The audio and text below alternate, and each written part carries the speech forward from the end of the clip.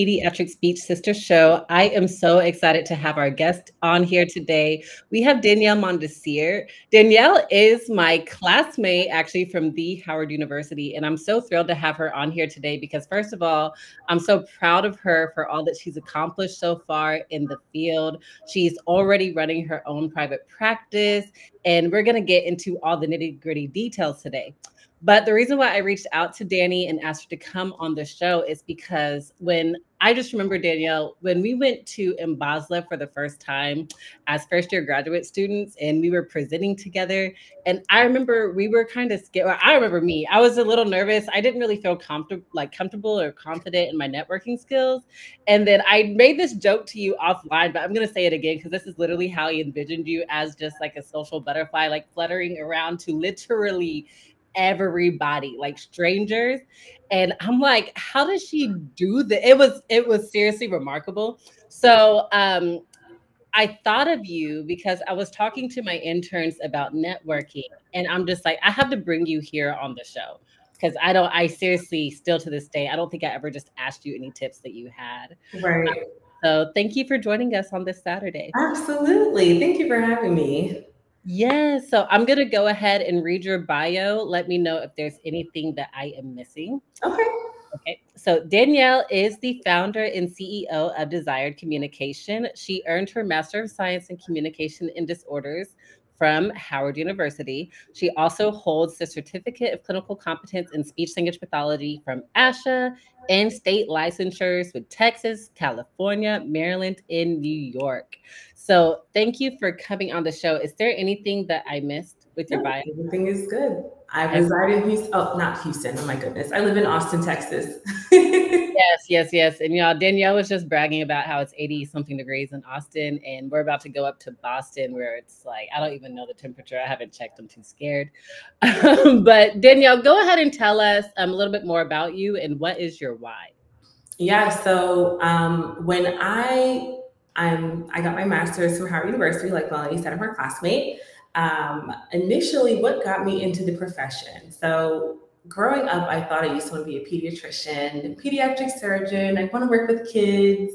I was so good working with kids. And then my parents, they're awesome. Like they always put us in programs. Like if we showed interest in absolutely anything, they would throw us in there. And so I did medical programs in middle school and high school.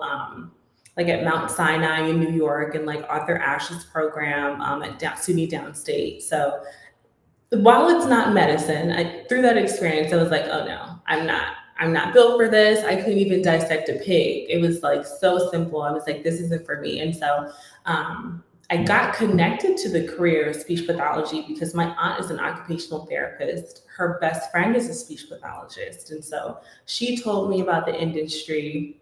My guidance counselor's daughter went to North Carolina A&T for speech therapy. So she would come back for the breaks and tell me about it. And I was like, you know what, I think I can kind of do this. So that's exactly kind of like how I fell into the career. And then how I stayed, my why for staying is working with children. I love working with kids. And as cliche as the answer will be, but it's just like you get to impact their lives outside of just communication. I remember working with like middle schoolers and high schoolers when I was a student doing an internship in PG County, just having relationships with those students outside of their home life. It's just like, it's touching. And I feel as though that is what continues to keep me going. So pretty excited about that. Well, what the question that popped in my mind is I remember you were very adamant about being a medical SLP. And then I remember when you got you were actually just like me, because when I got my first client in the clinic, I struggled because I wasn't used to working with kids. But then when I watched you work with that first client, I know you probably remember, but you were actually very excited creating the different materials and the sticker charts. So I do want to know what changed, like what shifted your perspective from the medical track to working with the children. I wouldn't say that it was easier. I don't think that it's easier. I think that I was just naturally drawn to working with kids. My ability to be like very creative Like now doing teletherapy, having to keep a 3-year-old's attention in front of a computer for 30 minutes is probably one of the hardest tasks ever. And so I think it has just been drawn to me. I've always been around smaller kids, particularly. So it was just like naturally something that I was always good at. So it's kind of where I should stay. Yes, well, thank God that you are here. That does lead me into my next question. We did kind of have a little bit of a conversation about this offline, but how do you plan on addressing the disparities? I know that you were mentioning something that was really shocking that helped you lean really just more into advocating for marginalized populations. Can you tell us a bit about that? Absolutely. So, working with a home health agency, I had the opportunity to have a few teletherapy clients. That was actually my first, outside of COVID, my first touch into teletherapy. And so I worked with a family that lived, and at the time I lived in Houston, Texas, and this family had lived like 2 hours out of the city. And this kid, 3-year-old, super cute. Mom was super awesome, lived with mom and grandma, and they did not have access to a clinic. They didn't have access to nearby clinics. He really would benefit from in person. There were no speech therapists living in their vicinity. It was a very remote location. And it made me sad. I was like, wow, like there's really seriously a population of students, of children, families that are not being serviced because of where they live. And rather than looking at, okay, well, how about this family relocating to come closer for care? Why don't we expand our network to providing services to those families that are in remote locations? Like for them to even have his doctor's appointments or surgeries, having to travel 2 hours into the city. And while they could have gone to neighboring areas that were probably like an hour and a half out, it's still far. She was a single mom. She didn't work because she had to take care of her son who really needed all of these services.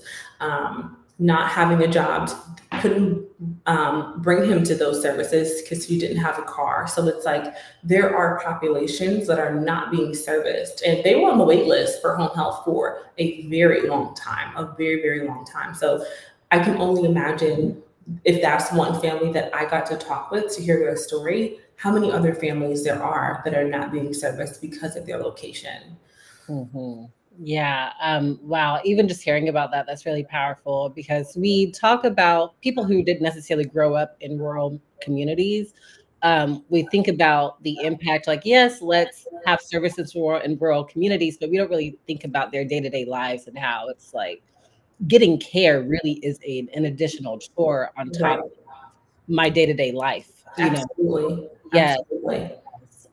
Well, let's get into the networking piece. The title of this episode is Mastering the Art of Networking in Speech Pathology.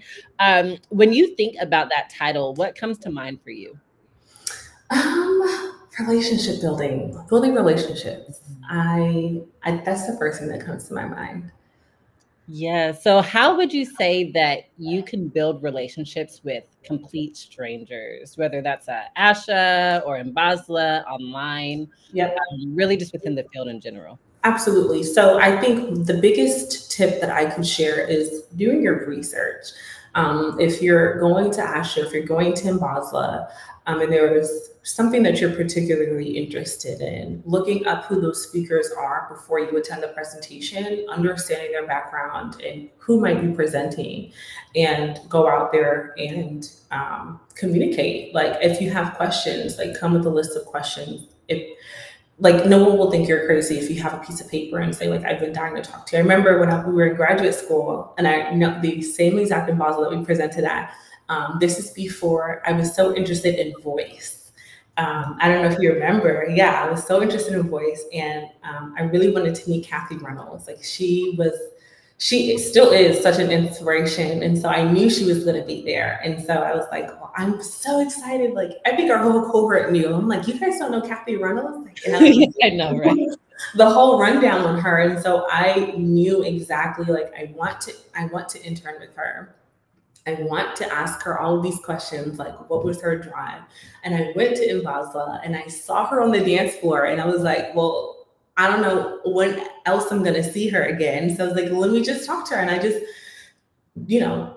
also another thing I would say is be approachable, like smile, make eye contact, articulate, sometimes when you're anxious or nervous, we talk a lot faster. Just breathe, slow down, and just remember why you're here. And I loved it. Like, we kicked it off the first time, and I was able to get an internship with her the following semester. So that was like, I know. And I was like, oh my goodness. Like, I was so happy. And another one of our classmates too, because she got to intern with her as well. So we were together, but it was awesome. Like, I learned so much from her, so much for the internship. And that was amazing. And so I would also say another tip of networking is being open-minded. Sometimes we go to conferences with a goal in mind. I would say when I go to conferences, I never have like they always ask, well, what do you hope to gain? Or I don't necessarily look for what I want to gain. I allow myself to be exposed to everything, because you don't know what opportunities can arise, what ideas can flourish, what might inspire you or prompt you to get into another side of speech therapy. And so when I interned at the school, I was so passionate about being a school-based therapist. And then when we got closer to being towards the end of our school year, I was very entrepreneurial, very pretty much since we started, but I wasn't really tapped into it until I had a mentor who's like a phenomenal entrepreneur. And he actually pushed and inspired me to starting my own speech practice. And so you don't know what having those relationships and genuine relationships are. So I think that's the biggest thing with networking at conferences. Also looking at what you can offer other people. So it's not necessarily about what information you can take in, but what information can you share with people?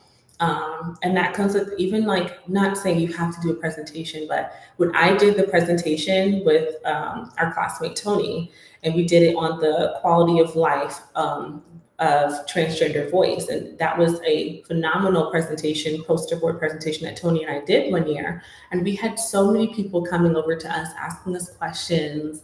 And it was such an amazing experience, but I was able to educate people. I did Wernicke's-Korsakoff syndrome on the effect of alcoholism and communication disorders.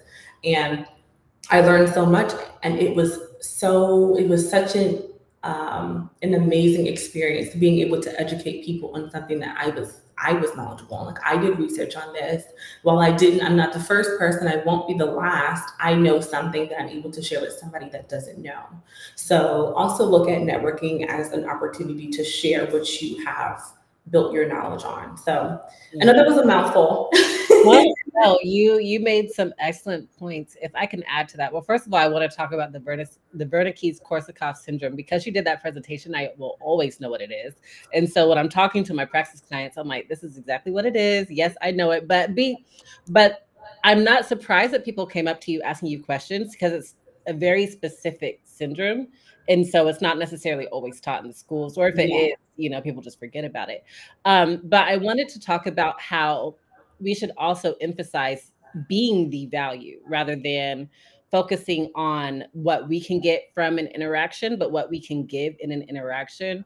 And so I think that a lot of times people mistake themselves as not valuable, Right. as not having anything to add to a potential relationship. Right.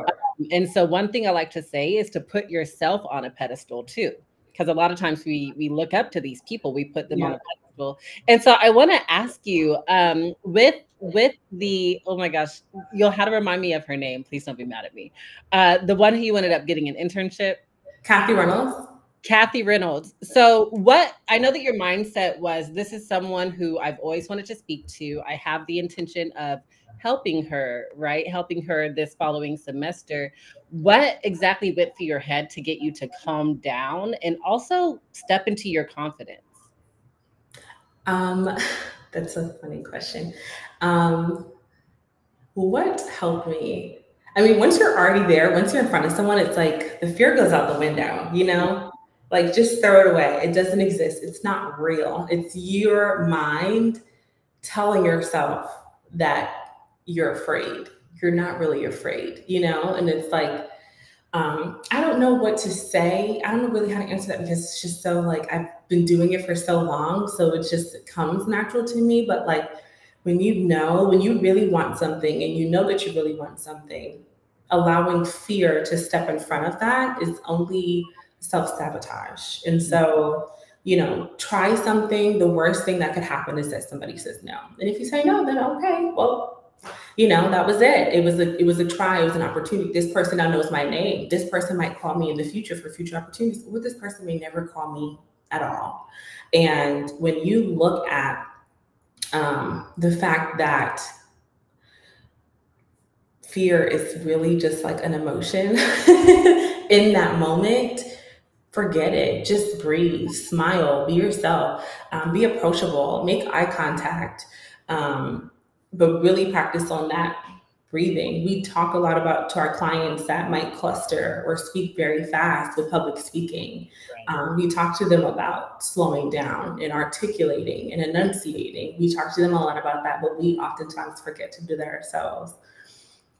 Same thing with advocacy. We talk a lot about advocating for ourselves in this profession and advocating for our clients in this profession, but we forget to advocate for ourselves in our personal lives. And so when you practice applying the work that you've done in the career to yourself, nothing can stop you, you know? And so I think once you take that fear, you throw it away. I saw her and I was like, I may never see her again. We're at a big convention and I may never run into her again. If I do run into her, there was a time where she had lines of people trying to talk to her. Like she was just so like influential. And so when you think about, you have an opportunity in your face, whether you feel like, you know, okay, maybe not at the dance floor, maybe not at lunch, or maybe not, they're waiting to get in the elevator. Like, take any opportunity, take it and run for it. And you will be so grateful that you took it. And even if the answer is no, that doesn't mean that it's no, that just might mean that that might not be the opportunity for you. And that's okay. There might be another path or another direction that you should be shifting to. And so I think when you look at things like that, that should help a lot with you approaching people across the board and not just speech, like in the real world. Mm-hmm. I can ask a stranger for directions and not be afraid. If you don't ask, you're not going to get an answer. Closed mouths don't get fed. So. Closed mouths don't get fed. Yes. There's a couple other cliches that came up in my head, but are just so true. One is when you get a no, you are still one step closer to a yes. Also, no, but something better. So let's just say, you know, you walk up to someone who you're really fangirling about or just like fanning about, and they might reject you, because a lot of times the fear is actually just fear of rejection, which is a whole other conversation. But the no is no, but something better. Like there is always something ideal for you and perfect, or just simply better. Right. So, you know, I do appreciate that perspective. Absolutely. So I did want to also ask you, Danny, first of all, there are some introverts who are probably listening to this who also might have some childhood wounds. And that was something I was going to say was a conversation for another day, but I just have to sprinkle that in there because I'm thinking about people who just have those fears that really come from childhood. And so we're big people, we're little people with adult bodies, really in adult bodies. And so now we're in this big adult world at these big adult conventions, and there's a potential opportunity for a job that we know we really want, but then all of a sudden fear gets in the way, and also just other relationships. And so I said all of that just to talk about being an introvert versus being an extrovert. Yeah. So what would you identify as yourself? I would identify as an extrovert. Okay. And what does that mean for you, first of all, to be an extrovert? Well, I mean, exactly the definition of being an extrovert. Very forward with communicating, have a very open and outward personality. I remember my mom will always tell this story about how I used to get marked late to school in kindergarten all the time. And my mom was asking my dad, because my dad would drop me off. She's like, well, how is Danielle late? Like, you're waking her up and you're taking her to school. Like, you left the house on time. And he's like, I don't know. Like, I dropped her off. And so one day he dropped me off and went around the corner. And my mom they retell this story of I like kind of waited for his car to move up, and then I would stand outside and I would hold the door open for everyone and greet every single person that was walking in kindergarten. And one, child safety, like no teacher stopped me to say, bring this child inside the building. But two, like I've always just been very much like, hi, how are you? Hello. And so I'm still that way. Yeah. So, but to extroverts, I do feel as though the tips can still apply for networking. And it may just take a little bit more effort, like taking out a notepad, like, and writing down, like I said, being open-minded as far as what you hope to gain. But if there's something that someone mentioned at the conference and you really liked it, write it down. Think about how you want to pose that question. We have technology, we have ChatGPT, we have all these different sources, and you can ask, how should I pose this question? And I'm not going to say change your personality, but just sometimes people that might be afraid or have gone through traumas might need a little bit more coaching on how to address fearful situations, because that's a real thing. And not to say that those fears are not valid, but there are ways that you can overcome that fear in those situations.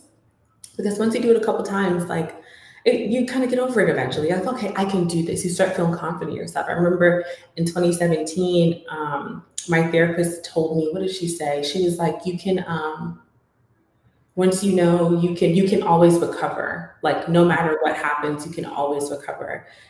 Professionally, personally, like in any aspect, you can always recover. So in that moment, just think about, okay, I can recover. I can do this. I can approach this person. I'm interested in this subject. I'm going to write this down. I'm going to ask this person. And if the conversation does not go how I want it to go, I will recover. If this conversation goes exactly how I want it to go, but I'm like literally about to crap my pants, I will still recover. Like I will always recover. And so that was such a valuable thing that she said that can still apply to people that are introverted.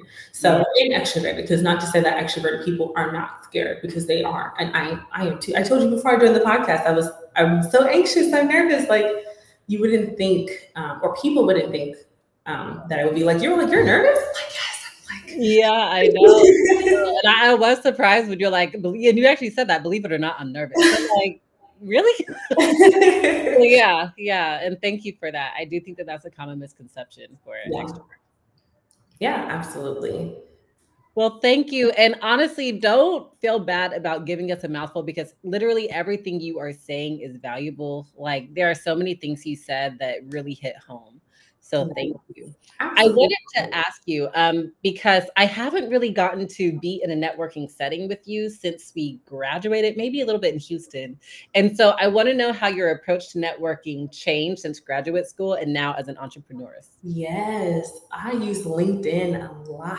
Oh, okay. Yeah. So there's another speech pathologist who is also an entrepreneur, has school contracts, and they also have private practices, and she's bilingual. She's like so awesome. And I wanted to, sorry? Ebony Green? No, Pamela Rowe. Oh, I love Pamela. Yeah. Okay. I love Pamela. And so I had wanted to talk to her one day. I came across her on LinkedIn, and then I heard about her from someone on Instagram. I can't remember who told me about her, but I had been watching her for some time. So I DM'd her on Instagram, and then I messaged her on LinkedIn. And LinkedIn, if you don't have premium, you can't send more than one message until the person accepts your request. Right. So it had been months. I think it was like a September, and I reached out to her, and it was like, maybe like almost 6 months later, I was like, I haven't heard anything, but I couldn't re-message because, like there's no way of navigating that. And then one day she saw, and she's like, oh my goodness, like, I'm so sorry. She responded on LinkedIn. She's like, yeah, reach out to me. And so I called her, and we had such an amazing conversation. She's also been a very big inspiration. And I thank her every day for just the insight and the knowledge that she shares with me. And that's one thing that I know that I love about our profession, is that no one tries to, like, people are always trying to educate and find opportunities to educate. And so she's just like super awesome. She's such a busy woman, but anytime I send her a text message, she always finds an opportunity to respond. But again, how that has shifted since graduate school, but just utilizing the internet. Like, we have the internet, we follow people on Instagram. I knew at one point I ended up having the opportunity to shadow a NICU speech pathologist. That was fun. And she connected me with other NICU SLPs, and we talked because I was at one point trying to feel it out and see if I was interested. It's nerve-wracking, but the babies are still small. But I say leverage social media. And if you are not on social media, I would say for the least LinkedIn. Using it for professional networks, like looking up speech pathologist and maybe a specialty that you're interested in, looking at hashtags. I'm like a Facebook group girl. Like I use Facebook groups. I'm in like every Facebook group you could possibly imagine, because there's people, anything, they're talking about different things. So you learn about different people that are interested in different things and that have different hobbies. And so I definitely leverage social networks a lot. Introduce yourself. I always say, hi, my name is Danielle Mondesir, and I basically tell them where I'm located. You don't have to disclose that if you don't want to. Where I'm located, how far I am in my career. And then I ask them, like, I really admire this about you. Do you have a moment where we can connect and talk on the phone? I always try to bring it offline because not everybody has time to text all day or send emails back and forth. So pick up the phone and, you know, schedule a Zoom call or a phone call. So that's pretty much what I've done every time I've networked with someone, is a small blurb introduction. I don't do long paragraphs. Nobody feels like reading those. It's not a, you know, it's not a dissertation or a cover letter. It's a, hey, this is who I am. I really love that you do this. I'm super interested in venturing into that industry. Can we chat on the phone so I can learn more about your story? So yeah. And that also might too be easier for people who are also introverted, because it's less face-to-face contact. So it feels less intimidating when you send an email, because it's like, okay, if they don't respond, it's like out of sight, out of mind. Yeah, exactly. But of course, I think about the people who, you know, like when you send a text message to someone who you really like or want to get something back, and you're like, you're just constantly looking at your phone. Yeah. I just drop the phone, put your phone on D&D. Don't worry. Yeah, exactly. It's gonna be okay. Yeah, it'll be okay. You will recover. Absolutely. So Danielle, one final question for you. And actually, before I even get to the question, I do want to add, you haven't necessarily said this, but what I'm hearing is themes of also just being authentic with yourself. Yes. So, you know, not everyone is an extrovert. Not everyone is an introvert. So maybe DMing someone is out of your comfort zone. Like simply, you're like, I personally don't even like getting DM'd. So why would I DM somebody else? You will find your way. So thank you for that tidbit. Here's a big question I have for you. What changes would you like to see moving forward, specifically about how we interact with each other in the profession? That's a great question. What are some changes as far as interacting? Just being open to sharing, being kind always. I know sometimes I've ran into some speech therapists that just kind of didn't want to share information. And not that that's a bad thing, but just always be kind, because people are always trying to learn, share information, share knowledge, because you never know what information you can educate someone on, whether that be another culture, another, like, just anything. You just never know. And so I think always being kind to people is something that I want to, and not to say that they're necessarily mean. I wouldn't say that that's a major issue that I've run into, but as far as something that, rather than changing, something to continue, is always to be kind. Yes, and thank you for that. I've never ran into someone who was just mean, maybe just someone who was a bit maybe just closed off. Yeah. And so this is just for anyone who's listening to this, and anyone who is in the position where people are reaching out to them, especially if it's a student who, you know, to switch by the way, students are really having it hard, and students contemplate every single day whether they chose the right profession. And so, you know, we don't need to be dream crushers. If you do not have time, there's kind ways to say, thank you so much for thinking of me. Thank you so much for reaching out. Unfortunately, I do not have the time at the moment, but I will definitely keep in mind. It's so simple. It goes a long way, and you don't even have to respond after that, you know? Yes, I agree. You hit it right on the nail. Yes. Well, Danny, is there anything else that you want to share with the audience? Anything that's on your heart, just to share about this topic or anything else?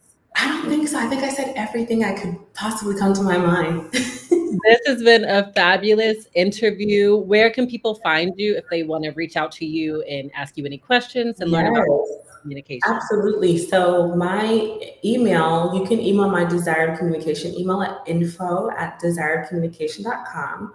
Or you can also reach out to my Instagram, Desired Communication, on Instagram as well. And my DMs are open. Feel free to reach out to me if you have any questions, if you want to hop on a phone call or a Zoom, we can definitely do that. So, Yay. Thank you so much for coming on the show. Thank you for absolutely. everyone who joined us and who is watching the replay.